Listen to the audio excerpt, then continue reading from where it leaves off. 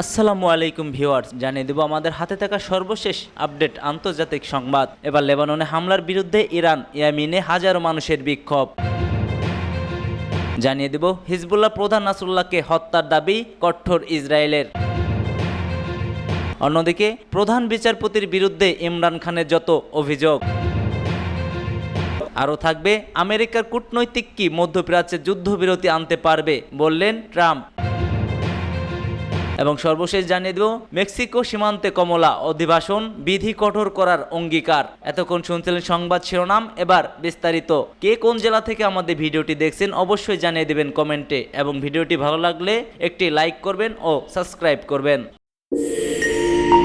লেবাননে হামলার বিরুদ্ধে ইরান, ইয়েমেনের হাজারো মানুষের বিক্ষোভ। লেবানন ও গাজায় ইসরায়েলের রক্তক্ষয়ী হামলার নিন্দা জানিয়ে ইরান ও ইয়েমেনে হাজারো মানুষ বিক্ষোভ করেছেন। ইরানের রাষ্ট্রীয় সংবাদ সংস্থা ইরানের খবরে বলা হয়, লেবাননে ইরান সমর্থিত হিজবুল্লাহর প্রতি সমর্থন এবং ফিলিস্তিনে ইহুদি রাষ্ট্রের বর্বরচিত হামলার নিন্দা জানাতে কর্তৃপক্ষ আহ্বান জানায়। এতে সারা দেশে রাজধানী তেহরান সহ দেশটির অন্যান্য শহরে বিক্ষোভ করেছে হাজারো মানুষ।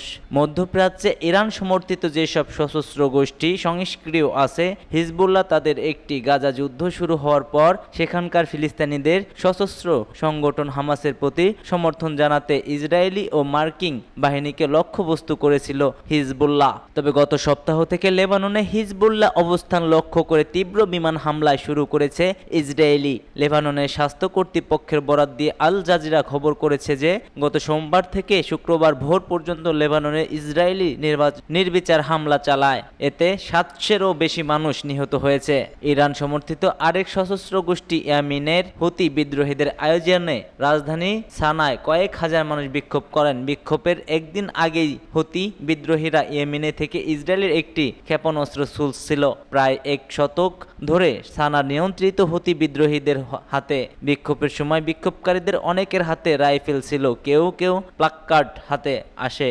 হুতি সমর্থিত মুরতাদা আল মুতাওয়াক্কিল বলেন, আমি লেবাননে আমাদের ভাইদের বলতে চাই, আপনারা বিজয়ী হবেন।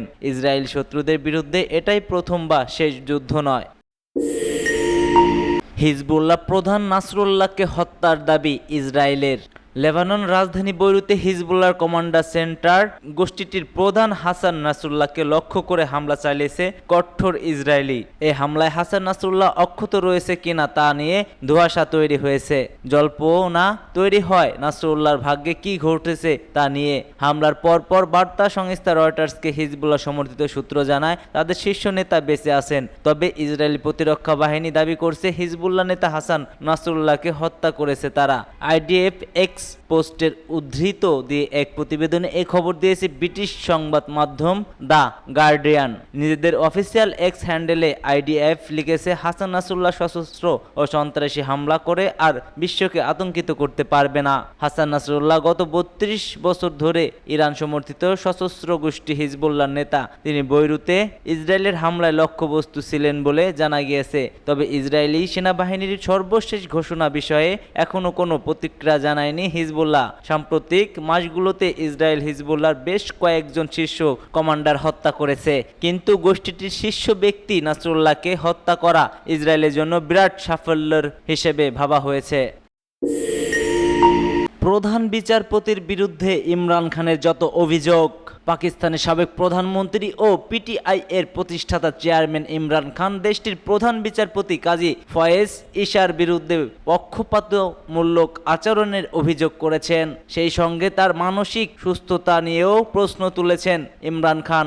আদিয়ালা কারাগারে গণমাধ্যমের প্রতিনিধিদের সাথে কথোপকথনের সময় ইমরান খান বলেন, পাকিস্তানের প্রধান বিচারপতি যেভাবে আচরণ করেছে বিশ্বের কোনো প্রধান বিচারপতি এমন আচরণ করেননি। আমার কাছে মনে হয় তিনি মানসিকভাবে অসুস্থ। পিটিআই এর নির্বাচনিক প্রতীক ছিনিয়ে নেয়ার রায়টিও পক্ষপাতমূলক ছিল বলে দাবি করেছেন ইমরান খান। কারণ হিসেবে তিনি বলেন, সংরক্ষিত আসনের মামলায় সুপ্রিম কোর্টের রায় আমাদের অবস্থানকে প্রমাণ করেছে। এছাড়াও ইমরান খানের অভিযোগ সিজিপি নির্বাচন জালিয়াতি করেছে এবং এখন পিটিআইকে তার আসন থেকে বঞ্চিত করার চেষ্টা করেছে। ইমরান খান আরও অভিযোগ এনে বলেন, চিফ জেপি আর মেয়াদ বাড়ানোর জন্য পিটিআইকে পিষ্ট করার চেষ্টা করেছে। প্রধান বিচারপতি এবং প্রধান নির্বাচন কমিশনার তাদের মেয়াদ বাড়ানোর জন্য চেষ্টা করেছেন। তারা ক্ষমতা বজায় রাখার জন্য গণতন্ত্র এবং আইনের শাসন আমলে আহ্বান জানান। পাকিস্তানের বর্তমান রাজনৈতিক পরিস্থিতিতে দেশের স্বার্থে সবাইকে বেরিয়ে আসার আহ্বান জানান ইমরান খান। আমেরিকার কূটনীতি কি মধ্যপ্রাচ্য যুদ্ধবিরতি আনতে পারবে? মার্কিন যুক্তরাষ্ট্র, ইউরোপীয় ইউনিয়ন এবং অন্য 10টি দেশ ইসরায়েল ও হিজবুল্লাহর মধ্যে অবিলম্বে যুদ্ধবিরতির আহ্বান জানিয়েছে।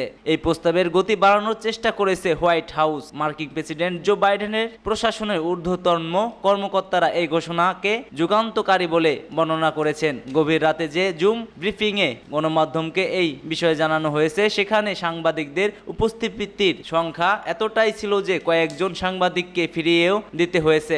এখন যুগান্তকারী বলতে বাইডেনের প্রশাসনিক কর্মকর্তারা যা বোঝাচ্ছে তা হলো বর্তমানে ভয়াবহ যুদ্ধের আভাস। ওয়াশিংটনের নেতৃত্বে গুরুত্বপূর্ণ ইউরোপীয় ও আরব দেশগুলো থেকে যুদ্ধবিরতির বিষয়ে সম্মতি পাওয়ার বিষয়কে তারা একটা বড় কূটনৈতিক সাফল্য হিসেবে দেখছেন। কিন্তু বিশ্ব শক্তিগুলো যে যুদ্ধবিরতির আহ্বান জানিয়েছে সেটি ঠিক সেই অর্থে যুদ্ধবিরতি নয়। যুদ্ধবিরতির মাধ্যমে লড়াই বন্ধ রাখা আহ্বান জানানো হয়েছে, যাতে মধ্যস্থরা বিষয়ে আলোচনার জন্য একটা জায়গা তৈরি করার সুযোগ পায়। এরপর জাতিসংঘের সুরক্ষা কাউন্সিলের রেজুলেশন 1701 এর সাথে সামঞ্জস্য রেখে একটা কূটনৈতিক বন্দোবস্তার জন্য আহ্বান জানানো হয়েছে।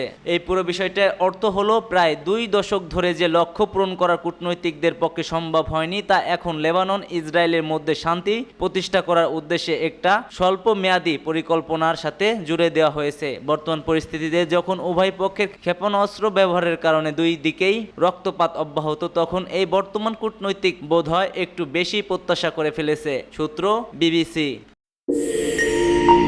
মেক্সিকো সীমান্তে কমলা অভিবাসন বিধি কঠোর করার অঙ্গীকার। মার্কিন প্রেসিডেন্ট নির্বাচনে ডেমোক্রেটিক দলের প্রার্থী কমলা হ্যারিস বলেছেন, যুক্তরাষ্ট্রে অভিবাসন সংক্রান্ত বিধি কঠোর করা এবং সীমান্ত দিয়ে ফেন্টানিল মাদকের প্রবেশ ঠেকানোর প্রধান অগ্রাধিকারের বিষয়। যুক্তরাষ্ট্র মেক্সিকো সীমান্ত পরিদর্শনের পর কথা বলেছেন তিনি। 2024 সালের প্রেসিডেন্ট নির্বাচনের প্রার্থী কমলা হ্যারিস প্রচারণা শুরুর পর এটি ওই এলাকায় প্রথম সফর। অ্যারিজোনা অঙ্গরাজ্যের সীমান্তবর্তী শহর ডগলাসে বক্তব্য দেন কমলা হ্যারিস। ডগলাসে বাসিন্দাদের সংখ্যা 17,000-এরও কম। বক্তব্যে কমলার অভিযোগ করেন যে মার্কিন নাগরিকদের জীবনে অভিবাসীদের প্রভাব নিয়ে রিপাবলিকান প্রার্থী ডোনাল্ড ট্রাম্প আতঙ্ক আর বিভাজনের উত্তাপ ছড়িয়েছেন। কমলা বলছেন, অবৈধ ফ্যান্টানিলের প্রবেশ ঠেকাতেই তিনি ফ্যান্টানিলের গোটা বৈশ্বিক সরবরাহ শৃঙ্খলাকে লক্ষ্যবস্তু করবেন। ওইদিকে নিয়ম বহির্ভূত অভিবাসনের ক্রমবর্ধমান